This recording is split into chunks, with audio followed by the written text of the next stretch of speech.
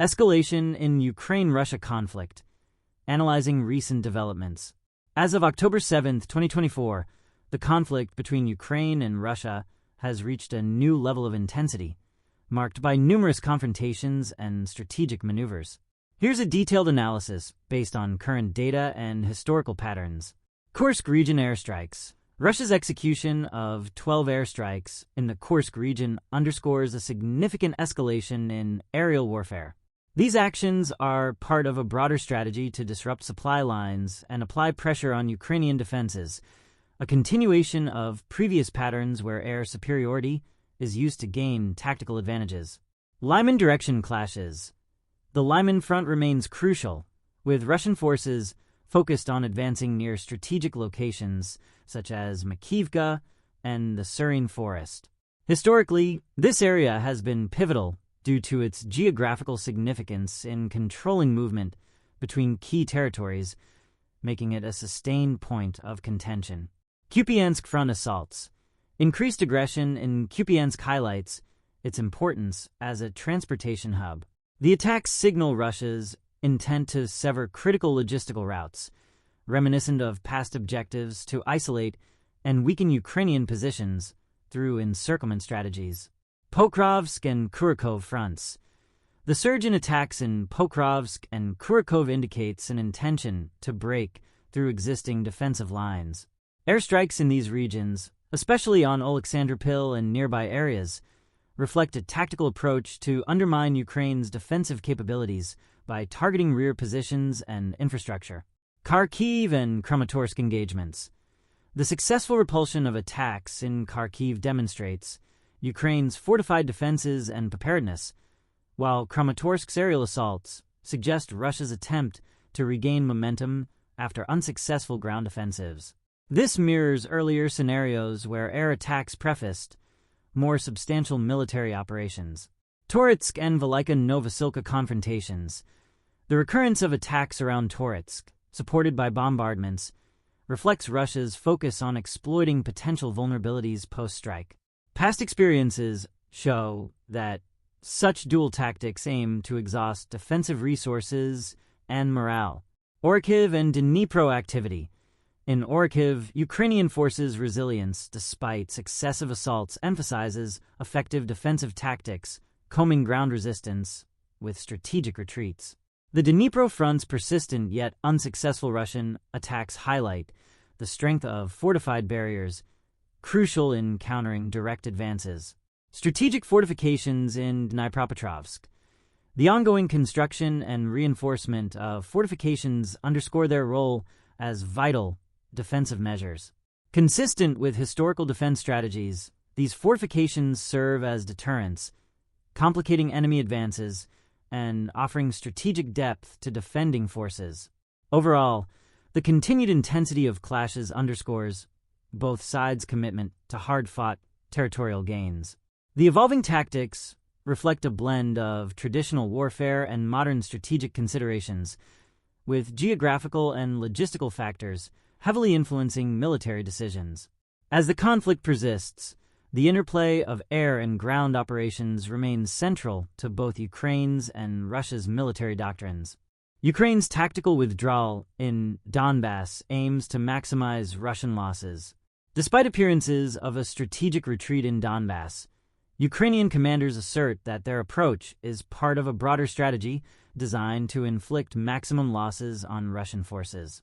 According to military experts and reports from the New York Times, this conflict is characterized as a war of attrition, with both sides seeking to exhaust each other's resources and resolve. While Moscow may appear to gain the upper hand on the battlefield, Ukrainian officials emphasize that their calculated withdrawals aim to wear down Russian potential and determination to continue the war. Intense battles emerge over Ukrainian New York amid renewed Russian offensives. The Wall Street Journal reports that the ongoing fierce battles for the Ukrainian city of New York have drawn comparisons to the World War II Battle of Stalingrad. By August, Russian forces were advancing steadily, utilizing a grain elevator as a strategic logistics hub. Their assault tactics involved small groups, supported by drones, relentlessly attacking despite heavy losses, with commanders showing little concern for casualties. Ukrainian forces, including the 425th Separate Assault Battalion, led by a commander known as Aquarius, mounted a robust defense, employing night vision-equipped squads and U.S. Bradley fighting vehicles to regain territory. These soldiers targeted Russian positions in basements, using grenades and strategic assaults, eventually forcing Russian troops to surrender after intense combat. Despite the temporary Ukrainian success, which involved capturing 16 Russian soldiers, the Russian military intensified its efforts using bombs, artillery, and waves of infantry. Subsequent Ukrainian counterattacks momentarily reclaimed the positions, but by the end of September, Russian forces had regained control of the elevator. Drone attack ignites major oil depot in Crimea. The largest oil depot in Crimea, operated by Morskoy Neftyanoy Terminal, is ablaze following a suspected drone attack in Feodosia, according to Russian telegram channels. Local residents reported explosions before the fire, which has been confirmed by authorities. Emergency services are responding, with no casualties reported. Vice Premier Igor Mikhailichenko is en route to the site. The attack terminal, crucial for fuel transshipment, was previously targeted by Ukrainian drones in March 2024, damaging a major fuel pipeline. The facility also faced assaults last year in November and December. Reports from KRY Viktor indicate 3 columns of smoke, suggesting multiple sources of fire. Observers noted sounds resembling aircraft before the explosions. The Russian Ministry of Defense claims they intercepted a nighttime drone assault, stating 21 Ukrainian drones were destroyed, including 12 over Crimea. On October 7th, explosions were heard near the Psake military airfield in Crimea, and a fire broke out near the Belbek airfield. Earlier, Ukrainian drones targeted the Borisogledsk airfield in Russia's Voronezh region, hitting ammunition depots and aircraft sites. Borrell warns that without Western support, Ukraine war could end in 15 days. Josep Borrell, the EU's foreign affairs chief, has emphasized the crucial role of Western support in Ukraine's defense against Russian aggression. According to Borrell, if Western allies withdraw their support, the conflict could conclude in just 15 days with a victory for Putin. While many, including Ukrainians, desire a swift end to the war, Borrell highlights the importance of how it concludes, urging allies to ensure that Ukraine is prepared to negotiate on terms that safeguard its sovereignty and territorial integrity. He stresses that the outcome is vital not only for Ukraine, but for the security of Europe as a whole. Merchant of Death, Viktor Bout allegedly returns to arms trade. The Wall Street Journal reports that Viktor Bout, known as the Merchant of Death, has re-entered the arms trade. Citing a European security source and other anonymous individuals, the newspaper claims Bout negotiated the sale of $10 million worth of AK-47s to Yemen's Houthi rebels. The alleged meeting occurred in Moscow in August 2024.